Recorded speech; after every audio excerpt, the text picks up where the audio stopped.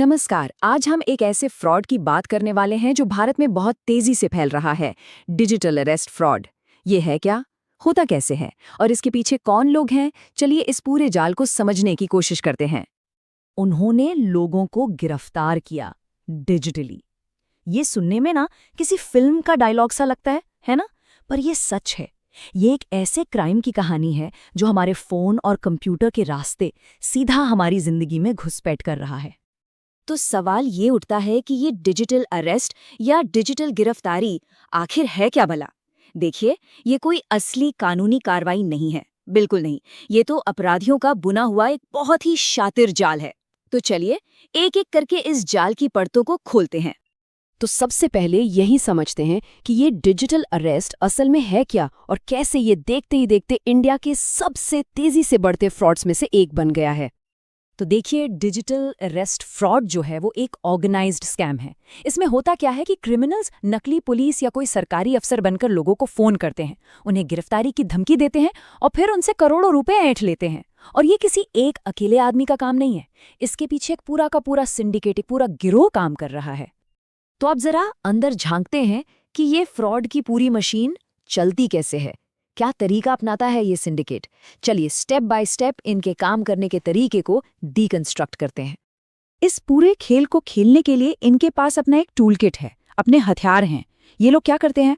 नकली आधार और pan card बनाते हैं, दूसरों के नाम पर बैंक अकाउंट्स खोलते हैं जिन्हें म्यूल अकाउंट्स कहते हैं, सिम स्वैप जैसी टेक्निक्स का इस्तेमाल करते हैं और फर्जी केवाईसी डॉक्यूमेंट्स तैयार करते हैं। समझिए, यही इनके पूरे फ्रॉड की बुनियाद है। अब देखिए कि ये पूरी मशीन काम कैसे करती है, स्टेप बाय स्टेप। पहला कदम, कहीं से आपकी जानकारी चुराई और उससे नकली आईडी बना ली। दूसरा, इन्हीं नकली आईडी के दम पे कागजों पर फर्जी कंपनियां बना डाली। तीसरा, इन कंपनियों के जरिए करोड़ों के फेक ट्रांजैक्शंस दिखाए जाते हैं। और फिर चौथा और आखिरी स्टेप, पैसा इधर उधर करके गायब हो जाते हैं और बेचारा वो असली इंसान, उसे टैक्स के नोटिस आते रहते हैं। उसे तो पता भी नहीं होता कि उसके नाम पर इतना बड़ा खेल हो चुका है। तो ये जो फ्रॉड है, इसका असर सिर्फ पैसों के नुकसान तक ही नहीं है। नहीं, इसका जो इंसानी और आर्थिक असर है ना, वो कहीं ज्यादा गहरा और फैला हुआ है। चलिए देखते हैं कि इसकी चोट कहाँ-कहाँ और कितनी गहरी पड़ रही है।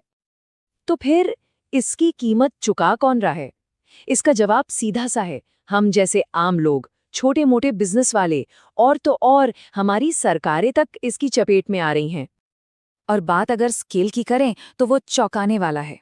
करोड़ों करोड़ों रुपए लोगों की गाड़ी कमाई से निकलकर सीधा इन क्रिमिनल्स की जेब में जा रहे हैं।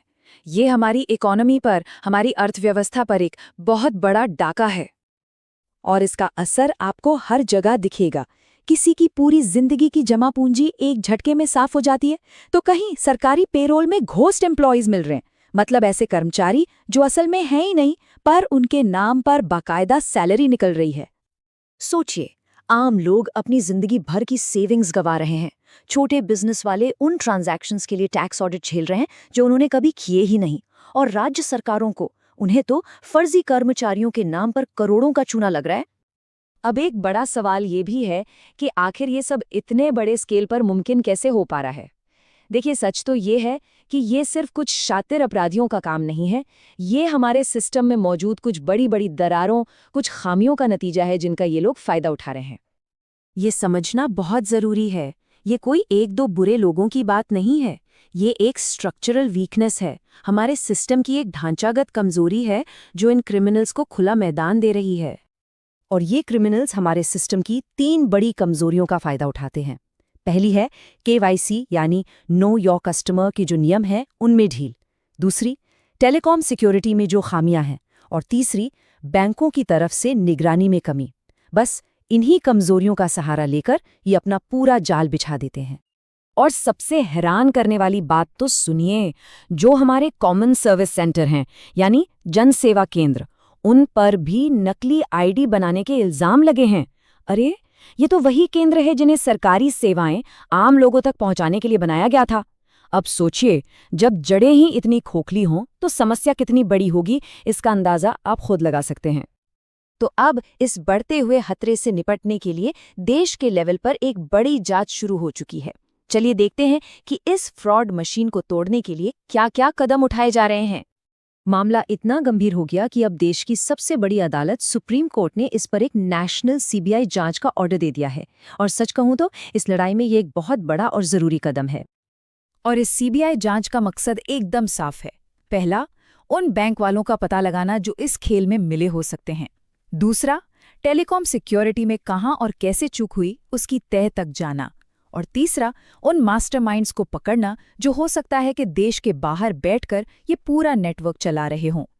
और आखिर में ये सारी बातें हमें एक बहुत ही गंभीर सवाल के सामने लाकर खड़ा कर देती हैं कि जब हमारी पहचान ही खुलेआम बिक रही है तो हम वाकई में कितने सुरक्षित हैं।